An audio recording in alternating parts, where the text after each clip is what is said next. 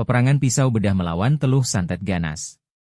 Kisah dokter bedah mengoperasi perempuan, mengeluarkan pecahan kaca, guntingan seng, paku bengkok, rambut, potongan kuku dari dalam perutnya. Ternyata perempuan itu kena teluh santet ganas.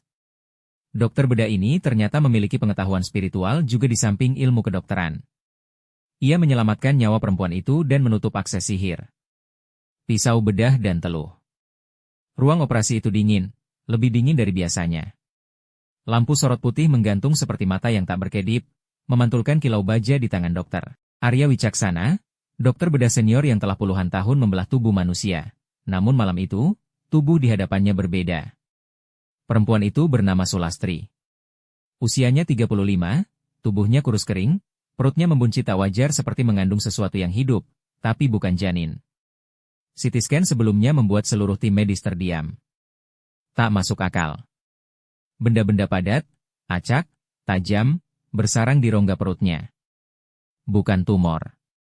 Bukan bezoar biasa. Dan yang paling mengganggu, jumlahnya terus bertambah, meski pasien tak pernah menelan apapun.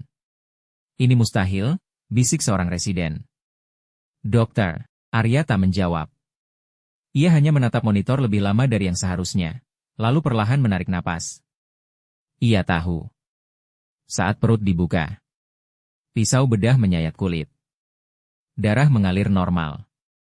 Namun begitu lapisan demi lapisan terbuka, udara ruang operasi berubah berat, seperti ada sesuatu yang ikut terbelah bersama daging. Bau amis bercampur besi, dan sesuatu yang tidak berasal dari tubuh manusia. Ketika rongga perut terbuka sepenuhnya, tangan dokter Arya berhenti. Ia mengeluarkan pecahan kaca pertama, tajam, berlumur lendir, seolah telah lama bersemayam di sana. Disusul guntingan seng berkarat, lalu paku bengkok, hitam, seperti pernah dibakar. Satu persatu. Perawat muntah di sudut ruangan. Residen gemetar, hampir menjatuhkan klem. Dan kemudian, sesuatu yang membuat ruangan sunyi total. Segumpal rambut kusut, panjang, lembab. Potongan kuku manusia, kuning, rapuh, bukan milik pasien. Tak ada perdarahan masif. Tak ada reaksi tubuh yang wajar. Seolah perut itu bukan sekadar organ, melainkan wadah. Cukup, ujar dokter Arya pelan, tapi tegas. Ia menoleh pada timnya. Kalian keluar. Sekarang? Tapi dok, ini perintah. Tak satu pun membantah. Ilmu yang tak tertulis di buku kedokteran. Begitu pintu tertutup, dokter Arya membuka laci kecil di bawah meja operasi. Bukan berisi alat medis, melainkan kain hitam lusuh, tasbih kayu tua, dan sebilah pisau kecil berukir aksara Jawa kuno. Ilmu ini tak pernah ia ajarkan. Tak pernah ia tulis. Warisan dari kakeknya, seorang dukun kampung yang percaya bahwa tak semua penyakit berasal dari sel dan bakteri. Teluh ganas, gumamnya. Dikirim untuk membunuh pelan-pelan. Ia meletakkan telapak tangan di atas perut terbuka Sulastri. Membaca doa yang tak boleh diucapkan keras. Udara bergetar. Lampu operasi berkedip. Dari dalam rongga perut, terdengar suara lirih, seperti bisikan banyak mulut sekaligus. Dokter Arya menekan titik tertentu, lalu dengan pisau kecil itu ia memutus sesuatu yang tak kasat mata. Bukan daging. Bukan urat. Akses. Saluran sihir yang menghubungkan tubuh perempuan itu dengan pengirim teluh. Sulastri menjerit, meski dalam bius total. Di kejauhan, terdengar suara pecah, entah dari mana. Operasi selesai. Tak ada lagi benda asing yang muncul. Rongga perut bersih. Organ utuh, seolah tak pernah ditempati horor. Dokter, Arya menutup luka dengan tangan yang sedikit gemetar, bukan karena takut, melainkan karena marah. Ia tahu, di suatu tempat, seseorang baru saja menerima balasan. Epilog. Sulastri selamat. Pulih perlahan, tanpa komplikasi medis. Ia tak pernah lagi bermimpi buruk. Tak pernah merasakan nyeri misterius.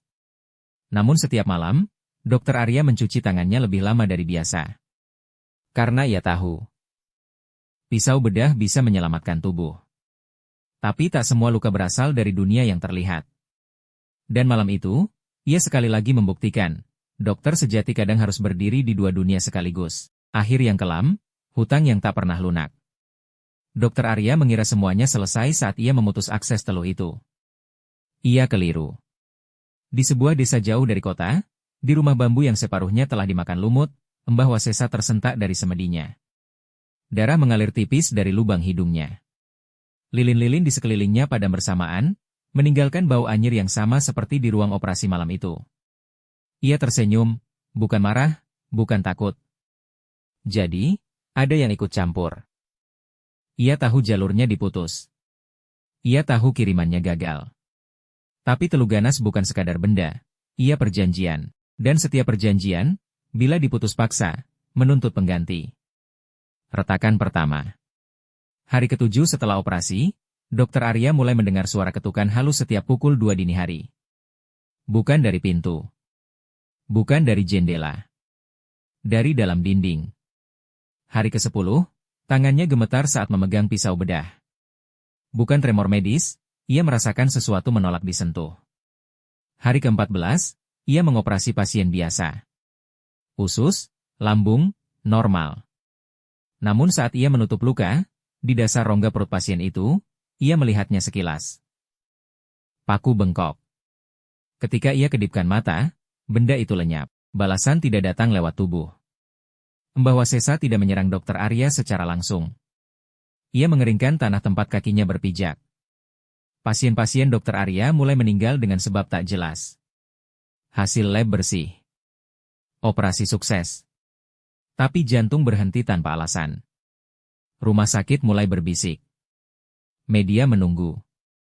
Reputasi retak. Dan setiap malam, Dokter Arya bermimpi berada di ruang operasi, sendirian, membedah dirinya sendiri.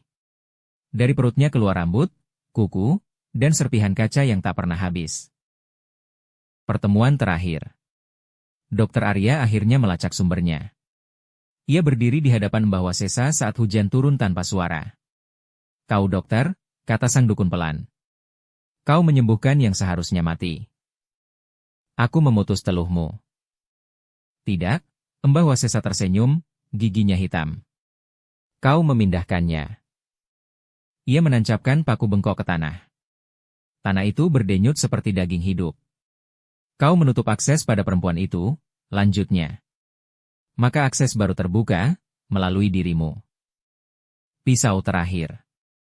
Dokter Arya pulang malam itu dengan tubuh utuh, tapi jiwanya bocor. Ia tahu satu-satunya cara menghentikan ini. Di ruang operasi kosong, ia menyiapkan dirinya sendiri. Pisau bedah. Doa. Pisau berukir aksara. Ia membuka perutnya dengan tangan mantap, lebih mantap dari operasi manapun yang pernah ia lakukan. Benda-benda itu keluar. Lebih banyak. Lebih cepat. Namun kali ini, ia tak menjerit. Saat pisau kecil itu menusuk lebih dalam, bukan ke daging, tapi ke sumber, seluruh lampu rumah sakit padam. Epilog gelap. Pagi harinya, Dokter Arya ditemukan tewas di ruang operasi. Penyebab resmi, pendarahan hebat akibat tindakan sendiri. Tak ada yang menemukan apapun di rongga perutnya. Bersih. Kosong. Di desa jauh itu, Mbah Wasesa ditemukan meninggal dalam posisi bersila, mulut terbuka, penuh rambut dan pecahan kaca. Dan sejak hari itu, rumah sakit tersebut tidak pernah lagi menerima kasus teluh. Bukan karena teluh berhenti ada, melainkan karena penjaganya telah membayar harga tertinggi. Epilog, ruang operasi tanpa nama. Pukul 5 pagi, ruang operasi nomor 7 dibuka paksa oleh petugas kebersihan. Bau antiseptik bercampur besi langsung menyergap. Di tengah ruangan, Dokter Arya Wicaksana terbaring di lantai, dada terbuka, darah mengering membentuk pola yang tak simetris. Pisau bedah tergeletak di dekat tangannya. Wajahnya tenang, terlalu tenang untuk seseorang yang mati dengan cara seperti itu. Laporan resmi keluar cepat, bunuh diri akibat tekanan psikologis. Rumah sakit menutup kasus itu dengan rapi. Terlalu rapi. Yang tidak masuk berita. Tak ada satupun benda asing ditemukan di tubuh Dokter Arya. Tak ada paku, tak ada kaca, tak ada rambut. Namun seorang perawat senior, yang bertugas malam itu, bersumpah melihat sesuatu sebelum jenazah dibawa. Saat kain penutup ditarik hingga leher, perut Dokter Arya bergerak pelan, seperti menarik napas. Ia tak berteriak. Ia hanya mundur selangkah dan memilih diam seumur hidupnya. 3 hari kemudian. Di kamar rawat kelas 3, seorang pasien perempuan baru sadar dari operasi usus buntu. Operasinya bersih. Tak ada komplikasi. Namun sebelum dipindahkan ke ruang pemulihan, ia menggenggam tangan dokter muda yang memeriksanya dan berbisik, "Dokter yang semalam, namanya Arya, ya?" Dokter muda itu tersenyum kaku. Tidak ada dokter bernama itu di jadwal malam. Perempuan itu menggeleng pelan. Dia tidak pakai jas. Tangannya dingin. Tapi waktu dia menyentuh perut saya, rasanya aman. Jejak terakhir. Sebulan kemudian, di desa tempat Mbah Wasesa dimakamkan, warga menemukan sesuatu aneh. Nisan bambunya retak. Tanah di sekitarnya menghitam seperti bekas terbakar dari dalam. Tak jauh dari situ, seorang lelaki asing terlihat singgah semalam di surau tua. Rambutnya pendek, wajahnya pucat, perutnya dibalut kain hitam. Ia salat lama sekali. Lalu pergi sebelum subuh. Tak ada yang tahu namanya. Penutup. Di rumah sakit, ruang operasi nomor 7 tak pernah dipakai lagi. Setiap alat yang diletakkan di sana selalu dingin, meski listrik menyala. Dan kadang, hanya kadang, dokter jaga malam mendengar suara langkah pelan, diikuti aroma antiseptik dan besi. Seolah seseorang masih bekerja. Bukan untuk hidup, melainkan untuk menjaga agar yang lain tidak ikut terseret. Apakah dokter Arya mati malam itu? Tak ada yang bisa memastikan. Karena mungkin, ia hanya berpindah peran. Bab tambahan, shift malam. Namaku Ratna. Perawat senior. 22 tahun bekerja di rumah sakit ini. Aku tahu suara monitor jantung seperti hafal napas sendiri. Aku tahu bau kematian. Dan aku tahu kapan sebuah ruangan menolak ditempati. Malam itu aku jaga di lorong bedah.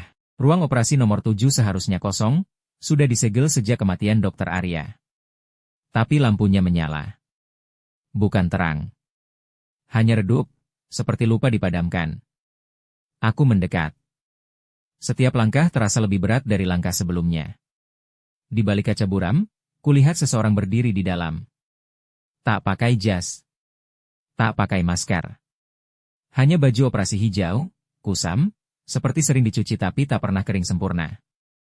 Aku ingin berbalik. Tapi tanganku lebih dulu membuka pintu. Udara di dalam dingin menusuk tulang. Meja operasi bersih. Alat tersusun rapi, lebih rapi dari standar rumah sakit. Dan di sana, dia, dokter Arya menoleh pelan. Wajahnya sama seperti terakhir kulihat. Tenang, fokus. Tapi matanya, terlalu dalam, seolah melihat lewat aku, bukan padaku. Maaf, suaraku gemetar. Ruang ini sudah. Ada pasien, katanya pelan.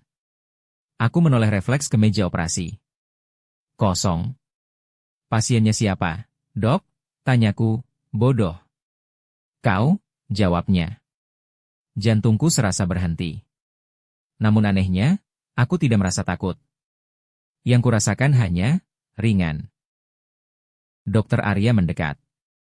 Tangannya dingin saat menyentuh pergelangan tanganku. Di kepalaku, kilatan gambar muncul tanpa peringatan. Seorang perempuan memuntahkan rambut. Seorang lelaki menancapkan paku ke tanah. Perut yang dibuka bukan untuk membunuh, tapi menutup jalan. Kau sering mimpi buruk sejak malam itu, katanya, seolah membaca isi kepalaku. Itu bukan milikmu. Aku menangis tanpa suara. Ia menggeser jarinya, menekan titik di pergelangan tanganku. Hangat menjalar perlahan, seperti obat yang bekerja tepat sasaran. Lampu berkedip.